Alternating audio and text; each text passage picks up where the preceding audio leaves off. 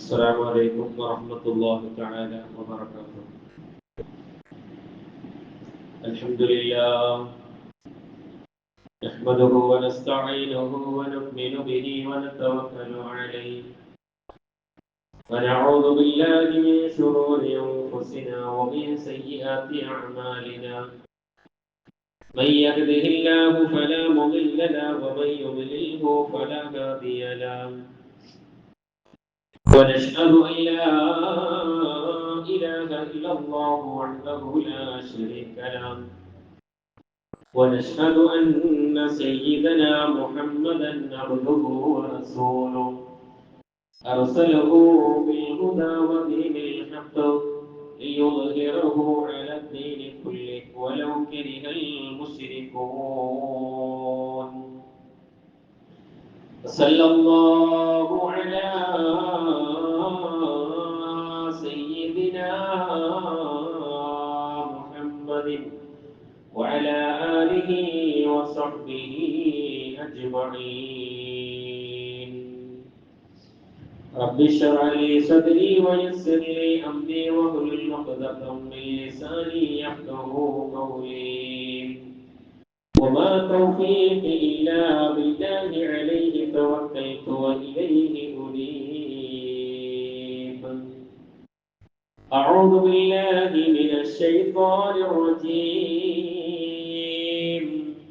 بسم الله الرحمن الرحيم.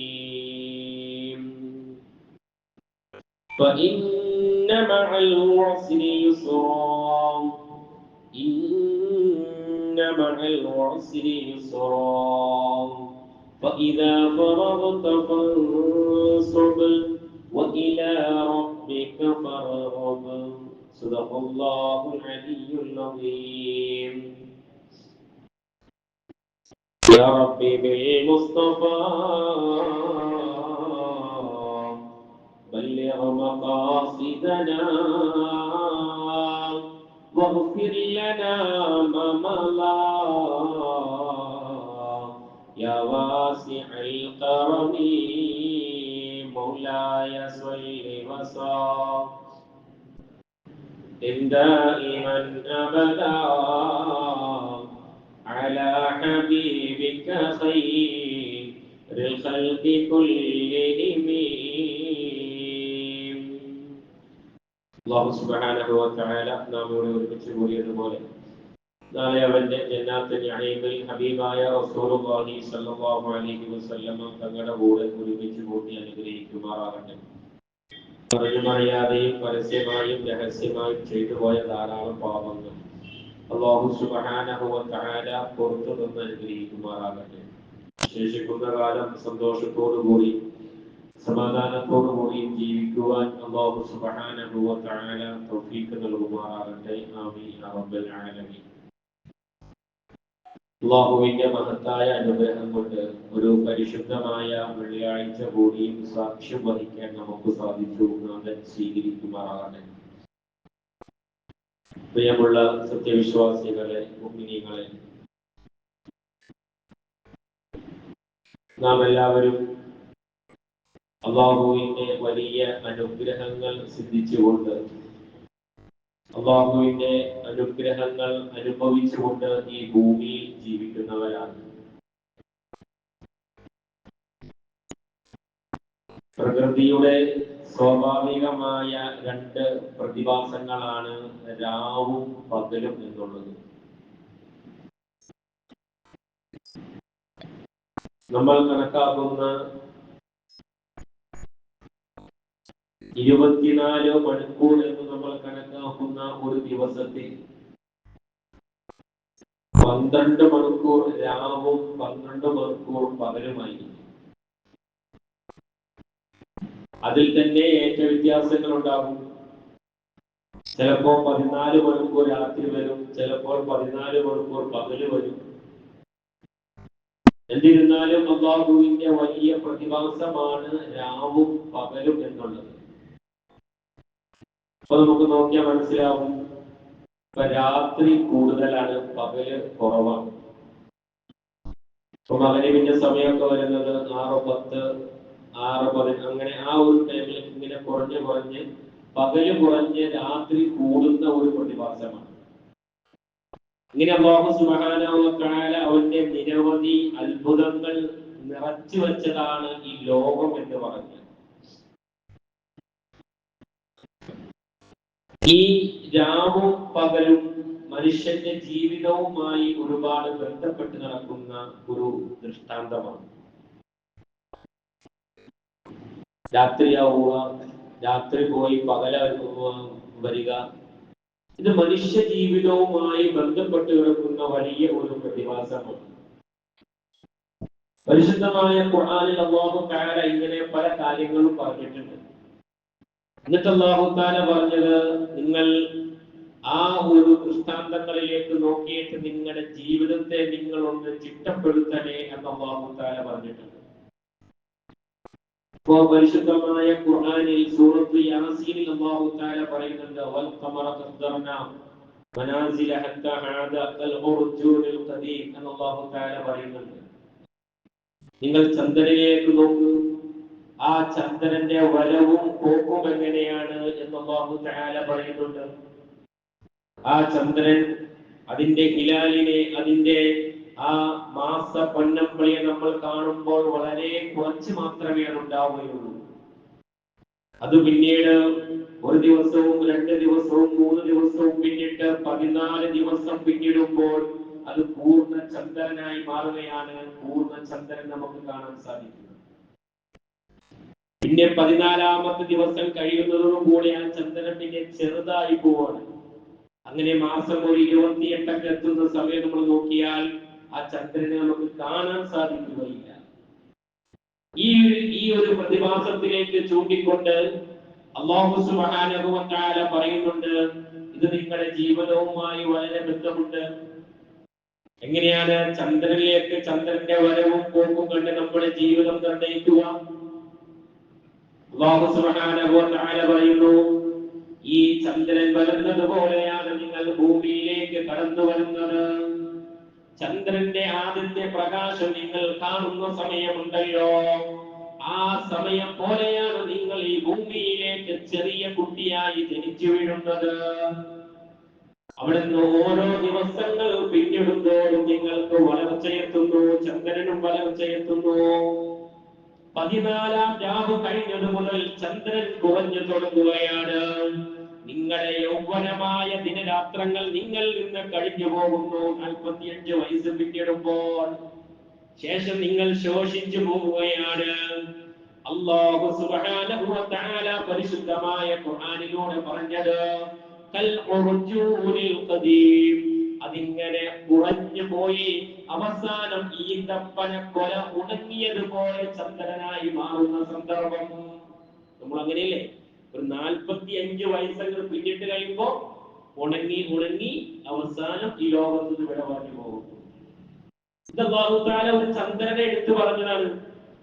നമ്മുടെ മനുഷ്യ ജീവിതവുമായി ബന്ധപ്പെട്ട് എന്തിനാണ് മനുഷ്യൻ ചിന്തിക്കാൻ വേണ്ടിയിട്ടാണ്. അതുപോലെ അല്ലാഹു സുബ്ഹാനഹു വ തആല പറഞ്ഞതാണ്, രാവിലേക്കും പകലിലേക്കും നിങ്ങളൊന്ന് നോക്കണേ. ഈ രാവിലും പകലിലും നിങ്ങൾക്ക് ഒരുപാട് ദൃഷ്ടാന്തങ്ങളുണ്ട്. എന്താണ് ദൃഷ്ടാന്തം എന്നറിയുമോ? രാത്രിയുടെ ഇരുൾ നിങ്ങളിലേക്ക് വന്നറിയുമ്പോൾ നിങ്ങളുടെ ജീവിതത്തിലും ഇതുപോലെയുള്ള ഇരുട്ടുകൾ നിങ്ങളുടെ ജീവിതത്തിലേക്ക് കടന്നു വരുന്നതാ. പകൽ നിങ്ങളിലേക്ക് പ്രവേശിക്കുമ്പോൾ നിങ്ങളുടെ ജീവിതത്തിലേക്ക് ഒരുപാട് സന്തോഷങ്ങളും സന്താപങ്ങളും കടന്നു വരുന്നതാ. അല്ലാഹു സുബ്ഹാനഹു വ തആല പരിശുദ്ധമായ ഖുർആനിലൂടെ പറയുന്നു, ധാരാളം പ്രയാസങ്ങളും ബുദ്ധിമുട്ടുകളും ഒക്കെ നിറഞ്ഞതായിരിക്കും മനുഷ്യന്റെ ജീവിതം എന്ന് പറഞ്ഞാൽ. അതിന് അല്ലാഹു ഉദാഹരണം എടുത്തു വച്ചത് രാവും പകലുമാണ്. രാത്രി വരും, ഇരുട്ടായിരിക്കും, ഭയങ്കര പ്രയാസമായിരിക്കും. അത് കഴിഞ്ഞാൽ ഉടനെ നിങ്ങൾക്ക് അല്ലാഹു പകലിനെ കൊണ്ടുവരുന്നതാണ്. പ്രയാസങ്ങളും ബുദ്ധിമുട്ടുകളും നിങ്ങളുടെ ജീവിതത്തിലേക്ക് കടന്നു വരുമ്പോൾ എന്റെ പ്രിയമുള്ളവരെ, നമ്മൾ വിചാരിക്കേണ്ടത്, അല്ലാഹു എന്നെ വലിയ പരീക്ഷണത്തിന് വിധേയനാക്കിയിരിക്കുകയാണല്ലോ. ലോകത്തിൽ നിന്ന് എനിക്കൊരു മുക്തി നേടാൻ സാധിക്കുകയില്ലല്ലോ എന്നല്ല മനസ്സിലാക്കേണ്ടത്. നമുക്ക് എന്തെങ്കിലും പ്രയാസങ്ങൾ കടന്നു വരുമ്പോൾ നാം വിചാരിക്കേണ്ടത് അല്ലാഹു സുബ്ഹാനഹു വ തആല കറുകറുത്ത രാത്രിയെ മാറ്റിയിട്ട് ഈ വെളിച്ചമുള്ള പ്രകാശത്തിനെ നമുക്ക് തരാൻ കഴിവുള്ളവനാണ് അല്ലാഹു സുബ്ഹാനഹു വ തആല. അതുകൊണ്ട് തന്നെ എന്റെ പ്രയാസങ്ങളെല്ലാം അല്ലാഹു തആല മാറ്റുന്നതാണ് എന്ന ചിന്തയാണ് നമ്മുടെ മനസ്സിലേക്ക് വരേണ്ടത്. കാരണം എന്തേ? നിങ്ങളും എടുത്തു പരിശോധിച്ചു നോക്കണം. ഹബീബായ റസൂലുള്ളാഹി സ്വല്ലല്ലാഹു അലൈഹി വസല്ലമ തങ്ങളുടെ ജീവിതം, ആ പ്രവാചകന് മുമ്പുണ്ടായിരുന്ന പ്രവാചകന്മാരുടെ ജീവിതം ഒന്ന് എടുത്തു പരിശോധിച്ചു നോക്കണം. നമ്മുടെ ആദ്യത്തെ നബിയായ മഹാനായ ആദം നബി അലൈഹിസ്സലാത്തു വസ്സലാമിന്റെ ജീവിതം മുതൽ അന്ത്യപ്രവാചകനായ മുഹമ്മദ് മുസ്തഫ സല്ലല്ലാഹു അലൈഹി വസല്ലമ തങ്ങളുടെ ജീവിതം വരെ ആ പ്രവാചകന്മാരുടെ ജീവിതം ഒന്നെടുത്ത് പരിശോധിച്ചു നോക്കണം പ്രിയമുള്ളവരെ. എത്ര പ്രയാസങ്ങളിലൂടെയാണ് ആ പ്രവാചകന്മാർ ജീവിച്ചു പോകുന്നത്. അല്ലാഹു തആല പ്രയാസം നൽകാതിരിക്കണമായിരുന്നുവെങ്കിൽ അല്ലാഹുവിന്റെ ഹബീബീങ്ങളായ അല്ലാഹുവിന്റെ ഇഷ്ടക്കാരായ ആ നബിമാർക്കല്ലേ അല്ലാഹു തആല പ്രയാസങ്ങളും ബുദ്ധിമുട്ടുകളും കൊടുക്കാതിരിക്കേണ്ടത്. അവരാണല്ലോ അല്ലാഹുവുമായി ഏറ്റവും ബന്ധപ്പെട്ടവര്. എന്നാൽ നാം ഒന്ന് പരിശോധിച്ചു നോക്കണേ, നാം ഒന്ന് മനസ്സിലാക്കി നോക്കണേ, അല്ലാഹു തആല ഏറ്റവും കൂടുതൽ പ്രയാസം നൽകിയത് അംബിയാ മുർസലീങ്ങൾക്കാണ്. മഹാനായ ആദം നബി അലൈഹിസ്സലാത്തു വസ്സലാം എത്രയോ പരീക്ഷണങ്ങളാണ് മഹാനായ ആദം നബി അലൈഹിസ്സലാത്തു വസ്സലാമിന് അല്ലാഹു നൽകിയത്. സ്വന്തം മക്കളിൽ തന്നെ അല്ലാഹു വലിയ പരീക്ഷണങ്ങൾ നൽകി. രണ്ട് മക്കൾ തമ്മിൽ പരസ്പരം പോരടിച്ച് ഒരു മകൻ മറ്റൊരു മകനെ കൊല്ലുന്ന അവസ്ഥയിൽ വരെ എത്തി. അല്ലാഹു നൽകിയ പരീക്ഷണമല്ലേ. അവിടെ ഇങ്ങനെ ഓരോ പ്രവാചകന്മാരുടെയും ജീവിതം ഒന്ന് നിങ്ങൾ എടുത്ത് പരിശോധിച്ചു നോക്കണേ. ഹബീബായ റസൂലുള്ളാഹി സ്വല്ലല്ലാഹു അലൈഹി വസല്ലമ തങ്ങള് 3 വർഷക്കാലം ശിഅബ് അബൂ താലിബിൽ പോയി വളരെ പ്രയാസം അനുഭവിച്ചുകൊണ്ട് ജീവിച്ചില്ലേ. അല്ലാഹുവിന്റെ പ്രവാചകനോട് ആ നാട്ടിലെ ആളുകളെല്ലാം ഉപരോധം ഏർപ്പെടുത്തിയപ്പോൾ അല്ലാഹുവിന്റെ പ്രവാചകൻ സല്ലല്ലാഹു അലൈഹി വസല്ലമ തങ്ങള് ശിഅബ് അബൂ താലിബിൽ പോയി താമസിച്ചില്ലേ.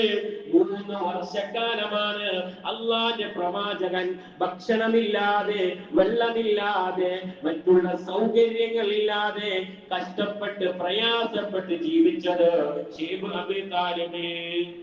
അന്ന് പ്രവാചകന്റെ കൂടെ ഉണ്ടായിരുന്നവർ ആരൊക്കെയാ?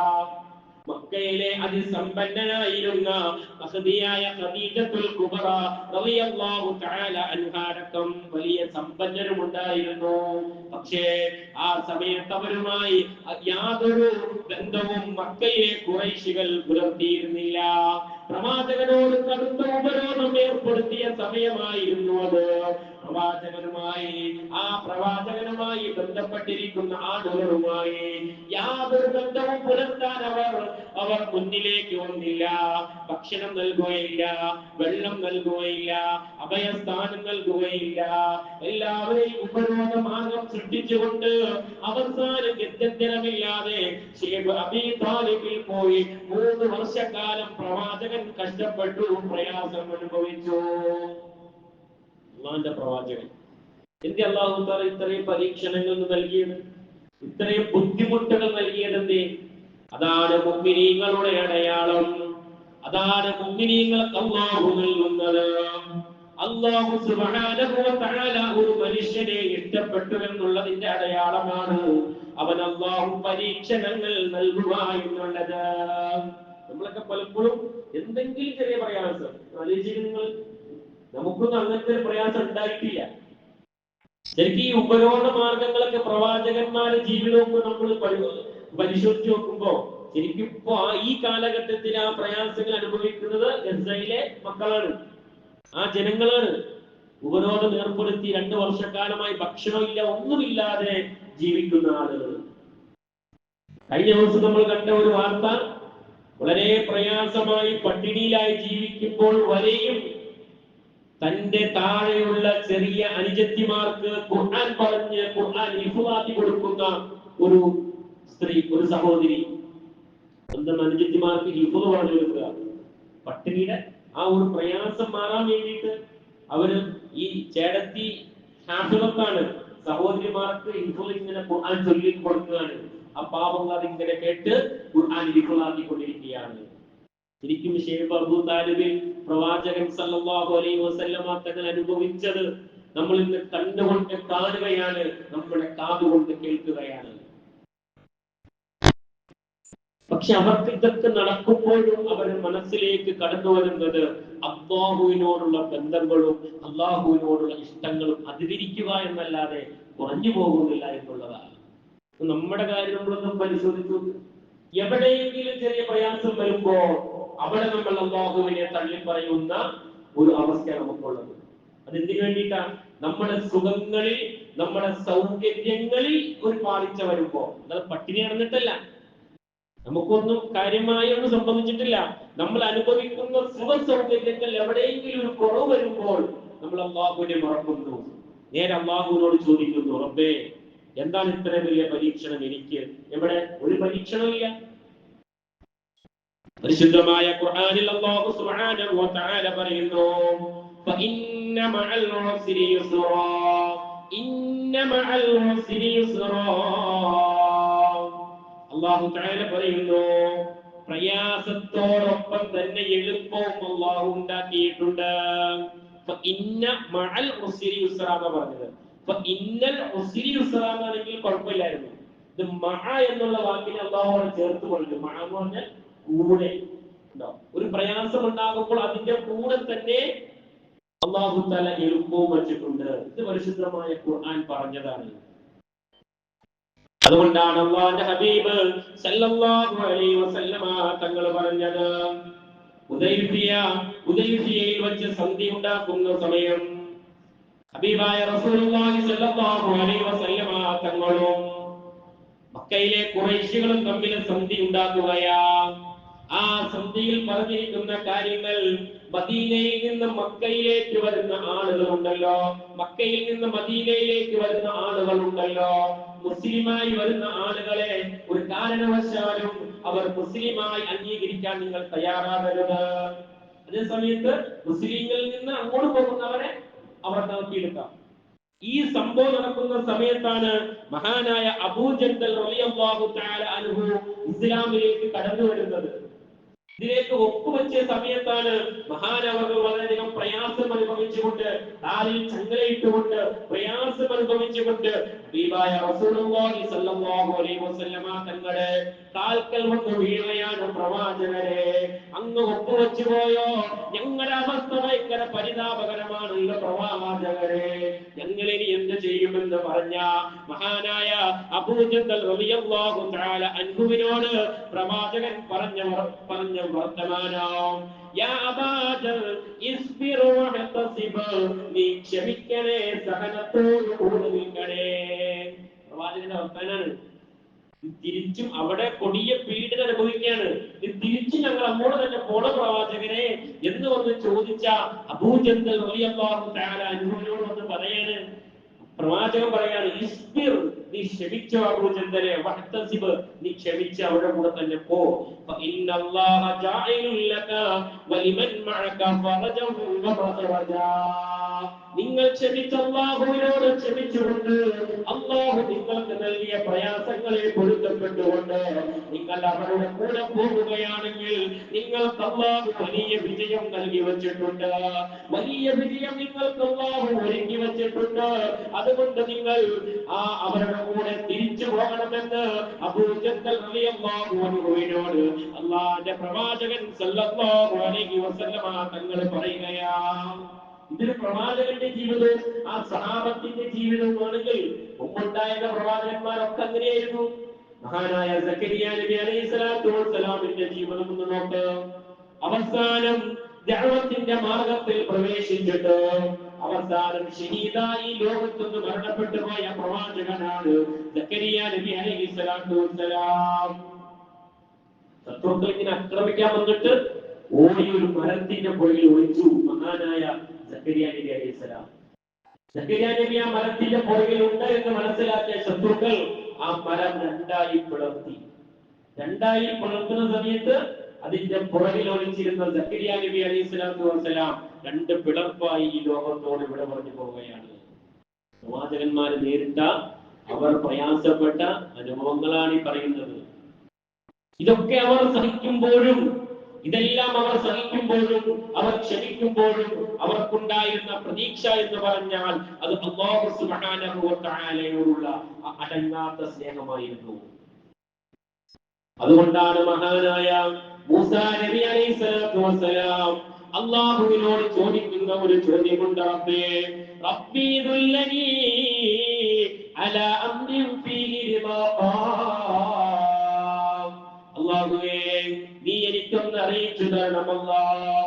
നിന്റെ ഇഷ്ടവും നിന്റെ പൊരുത്തവും സമ്പാദിക്കാൻ ഞാൻ എന്താണ് ചെയ്യേണ്ടതെന്ന് എനിക്ക് നീ ഒന്ന് അറിയിച്ചു തരണമല്ല എന്ന് മഹാനായ മൂസാ നബി അലൈഹിസ്സലാത്തു വസ്സലാം അല്ലാഹു സുബ്ഹാനഹു വ തആലയോട് ചോദിക്കുന്നുണ്ട്.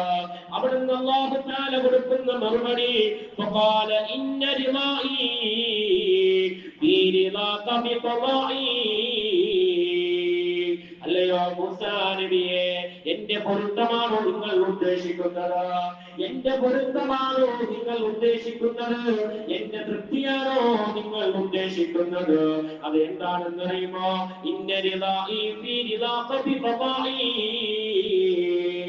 ഞാൻ എന്താണോ നിങ്ങളുടെ മേൽ വിധിച്ചിരിക്കുന്നത്, എന്താണോ നിങ്ങൾക്ക് ഞാൻ വിധിച്ചിരിക്കുന്നത്, അതിന്റെ മേൽ നിങ്ങൾ ക്ഷമിച്ചുകൊണ്ട്, അതിന്റെ മേൽ നിങ്ങൾ പൊരുത്തപ്പെട്ടുകൊണ്ട് അല്ലാഹുവിലേക്ക് നിങ്ങൾ അടുക്കണേ. അതാണ് അല്ലാഹുവിന്റെ പൊരുത്തം നിങ്ങൾക്ക് കരസ്ഥമാക്കാനുള്ള ഏകമാർഗം. അല്ലാഹ് എന്താണോ നിങ്ങളുടെ മേൽ വിധിച്ചിരിക്കുന്നത് അതിന്റെ മേൽ നിങ്ങൾ ക്ഷമിക്കുക. അല്ലാതെ നിങ്ങൾക്ക് വേറൊരു മാർഗമില്ല. നിങ്ങൾ നിസ്കാരത്തിലൂടെയോ നോമ്പിലൂടെയോ ഹജ്ജിലൂടെയോ അല്ലെങ്കിൽ നിങ്ങൾ എന്ത് അമൽ ചെയ്താലും അല്ലാഹുവിലേക്ക് നിങ്ങൾ അടുക്കൂല. കാരണം എന്തേ? നിങ്ങൾ ആ ചെയ്ത അമലുകളൊക്കെ അല്ലാഹുവിന്റെ വിധിയുടെ മേൽ നിങ്ങൾ തള്ളിക്കളയും. നിങ്ങൾക്ക് അല്ലാഹു വിധിച്ചിരിക്കുന്ന ഒരു ഖലാഉണ്ട്. ആ ഖലാഅ് നിങ്ങൾ അംഗീകരിക്കാൻ തയ്യാറായില്ലെങ്കിൽ പിന്നെ നിങ്ങളുടെ ഇബാദത്തുകളെ കൊണ്ട് നിങ്ങൾക്ക് യാതൊരു പ്രതിഫലവും കിട്ടില്ല. അപ്പോൾ ഒരു മനുഷ്യൻ, മുഅ്മിനായ മനുഷ്യൻ ആദ്യം ശ്രദ്ധിക്കേണ്ടത് അല്ലാഹു വിധിച്ചിരിക്കുന്ന വിധിയുടെ മേൽ ക്ഷമിക്കുക എന്നുള്ളതാണ്. അതുകൊണ്ടാണ് പ്രവാചകൻ സല്ലല്ലാഹു അലൈഹി വസല്ലമ തങ്ങൾ പറഞ്ഞത്, ഒരു മുഅ്മിനായ മനുഷ്യന്റെ ഈമാനിന്റെ രുചി അതവന് അനുഭവിക്കണമെങ്കിൽ ഈമാനിന്റെ രുചി അവർക്ക് രുചിക്കണമെങ്കിൽ 3 കാര്യങ്ങൾ അവന്റെ ജീവിതത്തിൽ ഉണ്ടായിരിക്കണം. 3 കാര്യങ്ങൾ ഈമാനിന്റെ രുചി അവർക്ക് രുചിക്കണമെങ്കിൽ. നിങ്ങൾ മനസ്സിലാക്കാനുള്ളൂ, നമ്മളെ മുമ്പിലെന്ന് പറയാനുള്ളൂ. അതിന്റെ ഒരു മാധുര്യം നമുക്ക് കിട്ടണമെങ്കിൽ 3 കാര്യങ്ങൾ അവന്റെ ജീവിതത്തിൽ ഉണ്ടാകണം. എന്നിട്ട് പ്രവാചകൻ പറയുന്നു, മൻ റളിയ ബില്ലാഹി റബ്ബാ. നമ്മുടെ റബ്ബിനെ രക്ഷിതാവായി നമ്മൾ അംഗീകരിക്കണം. ഒന്നാമത്തെ കാര്യം, നമ്മുടെ റബ്ബിനെ രക്ഷിതാവായി അംഗീകരിക്കണം. രക്ഷിതാവ് എന്ന് പറഞ്ഞാൽ ആരാ? നമുക്ക് ഭക്ഷണം തരുന്ന ആൾ. നമ്മുടെ കുട്ടിയൊക്കെ സ്കൂളിൽ ചേർക്കാൻ ചെല്ലുമ്പോൾ നമ്മളോട് ചോദിക്കൂലേ, ഈ കുട്ടിയുടെ രക്ഷിതാവ് ആരാണ്? ഈ കുട്ടിയെ നോക്കുന്നത് ആരാണ്? ഭക്ഷണം നൽകുന്നത് ആരാണ്? ഇതിന്റെ ഉത്തരവാദിത്വം ആരാണ്? രക്ഷിതാവ്, റബ്ബൻ. അല്ലാഹ് പറഞ്ഞവിടെ അങ്ങനെ പറഞ്ഞു നബി തങ്ങൾ. അല്ലാഹുവിനെ രക്ഷിതാവായിട്ട് നമ്മൾ കരുതിയിരിക്കണം എന്ന് പറഞ്ഞാല് പക്ഷികൾ തവക്കൽ ചെയ്യുന്നത് പോലെ തവക്കൽ ചെയ്യണം എന്നർത്ഥം. രാവിലെ വീട്ടിൽ നിന്ന് ഇറങ്ങിയാൽ എനിക്കുള്ള ഭക്ഷണം എന്റെ റബ്ബ് തരും, എനിക്കുള്ള ജോലി എന്റെ റബ്ബ് തരും. ആ ഒരു ഈമാൻ നമ്മുടെ മുമ്പിലേക്ക് ഉണ്ടെങ്കിൽ, നമ്മുടെ മനസ്സിലുണ്ടെങ്കിലാണ് ഈമാനിന്റെ മാധുര്യം നമുക്ക് ലഭിക്കുകയുള്ളൂ. അപ്പൊ ഒന്നാമത്തെ കാര്യം എന്നുള്ളത് മൻ റളിയ ബില്ലാഹി റബ്ബൻ, നമ്മുടെ അല്ലാഹുവിനെ നമ്മൾ രക്ഷിതാവായിട്ട് അംഗീകരിക്കുക എന്നുള്ളതാണ്. രണ്ടാമതായിട്ട് പ്രവാചകൻ സല്ലല്ലാഹു അലൈഹി വസല്ലമ തങ്ങൾ പറയുന്നു, വബിൽ ഇസ്ലാമി ദീനാ, പരിശുദ്ധമായ ദീനിനെ ഇസ്ലാമിനെ നമ്മുടെ ദീനായിട്ട് നമ്മൾ മനസ്സിലേക്ക് കൊണ്ടുവരണം. ഞാൻ നിൽക്കുന്ന മതം അതെനിക്ക് അഭിമാനമാകണം. അതാണ് എന്റെ അർത്ഥം. എന്തെങ്കിലും നമുക്ക് തട്ടുകേടുണ്ടാണ് തലവെക്കുമ്പോ തള്ളിക്കളയാ, നമുക്ക് അനുകൂലമാകുന്ന സാഹചര്യം വരുമ്പോ എന്റെ ദീനാന്ന് പറയാ, അതല്ല. ഏത് സാഹചര്യത്തിലും ഇതെന്റെ ദീനാണ്, ഈ ഇസ്ലാം അനുശാസിക്കുന്നത് ഇതാണ്, അത് ഞാൻ അംഗീകരിക്കാൻ തയ്യാറാണ് എന്നൊരു മനുഷ്യൻ പറയുന്നിടത്താണ്. അത് സന്തോഷത്തിലാണെങ്കിലും ദുഃഖത്തിലാണെങ്കിലും. സന്തോഷം വരുമ്പോൾ ഏറ്റവും കൂടുതൽ നമ്മൾ ശുക്ർ ചെയ്യേണ്ടത് അല്ലാഹുവിലേക്ക്. സങ്കടം വരുമ്പോഴും ഏറ്റവും കൂടുതൽ നാം ശുക്ർ ചെയ്യേണ്ടത്, നന്ദി കാണിക്കേണ്ടത് അല്ലാഹുവിലേക്ക്. കാരണം എന്തേ? ഖൈരിഹി വശർരിഹി മിനല്ലാഹി തആല. ഖൈറും ശർറും അല്ലാഹുവിൽ നിന്നുള്ളതാണ്. അപ്പൊ പിന്നെ മുഅ്മിനായ മനുഷ്യൻ, അതുകൊണ്ടാണ് പ്രവാചകൻ സല്ലല്ലാഹു അലൈഹി വസല്ലം പറഞ്ഞത്, അജബൽ ലിൽ മുഅ്മിനീൻ, മുഅ്മിനായ മനുഷ്യന്റെ കാര്യം എത്രയോ അത്ഭുതമാണ്. അവനക്ക് നന്മ വന്നാലും തിന്മ വന്നാലും അവനക്ക് അത് ഗുണമാണ്. നന്മ വന്നാൽ അല്ലാഹുവിനെ സ്തുതിക്കും, അവനക്ക് ഗുണം. തിന്മ വന്നാൽ ക്ഷമിക്കും, അവനക്ക് ഗുണം. അതാണ് പ്രവാചകൻ സല്ലല്ലാഹു അലൈഹി വസല്ലം തങ്ങൾ പറഞ്ഞത്, വബിൽ ഇസ്ലാമി ദീനാ, ഈ പരിശുദ്ധമായ ഇസ്ലാമിനെ ദീനായിട്ട് അംഗീകരിക്കാത്തവന് ഈമാനിന്റെ മാധുര്യം ലഭിക്കുകയില്ല. മൂന്നാമതായിട്ട് പ്രവാചകൻ സല്ലല്ലാഹു അലൈഹി വസല്ലം തങ്ങൾ പറയുകയാ, വബി മുഹമ്മദിൻ റസൂലാ, മുഹമ്മദ് നബി സല്ലല്ലാഹു അലൈഹി വസല്ലം തങ്ങളെ റസൂലായി അംഗീകരിക്കാത്തവനോ ഈമാനിന്റെ മാധുര്യം ലഭിക്കുകയില്ല എന്ന് ഹബീബായ റസൂലുള്ളാഹി സല്ലല്ലാഹു അലൈഹി വസല്ലം തങ്ങൾ പറയുകയാ. ഈ മൂന്ന് കാര്യങ്ങൾ അംഗീകരിക്കുന്നവന് അല്ലാഹുവിന്റെ ഖദാഇന്റെ മേൽ അംഗീകരിക്കാൻ ഒരു പ്രയാസം ഉണ്ടാവില്ല. പരിശുദ്ധമായ റബ്ബിനെ രക്ഷിതാവായിട്ട് അംഗീകരിക്കുക, പരിശുദ്ധമായ ഇസ്ലാമിനെ ദീനായിട്ട് അംഗീകരിക്കുക, മുഹമ്മദ് സല്ലല്ലാഹു അലൈഹി വസല്ലം തങ്ങളെ പ്രവാചകനായിട്ട് അംഗീകരിക്കുക. ഈ മൂന്ന് കാര്യങ്ങൾ ചെയ്യുന്നവരെ, മനസ്സിലുള്ളവരെ, അവർക്ക് അല്ലാഹു തആല നൽകുന്ന ഖലാഅ്, ആ ഖലാഇന്റെ മേൽ ക്ഷമിക്കാനും സഹിക്കാനും സാധിക്കും. അതുകൊണ്ടാണ് മഹാനായ മൂസാ നബിയോട് അല്ലാഹു തആല പറഞ്ഞത്, എന്റെ തൃപ്തി നിനക്ക് കരസ്ഥമാകണമെങ്കിൽ ഇന്ന റിളാഇ ഫീ റിളാഖ ബി ഖളാഇ, അതെന്റെ ഖളാഇലാണ് ഇരിക്കുന്നത് എന്ന് പറഞ്ഞത്. എന്താണോ നിനക്ക് അല്ലാഹു വിധിച്ചിരിക്കുന്നത് ആ വിധിയുടെ മേൽ ക്ഷമിക്കുക എന്നുള്ളതാണ് ഏറ്റവും വലിയ കാര്യം. ചിലപ്പോ വിധി പ്രയാസമായിരിക്കാം, ചിലപ്പോ വിധി സന്തോഷമായിരിക്കാം. എന്തായാലും ഒരു മനുഷ്യന് പൂർണ്ണമായ സങ്കടം ഒരിക്കലും ഉണ്ടാവില്ല.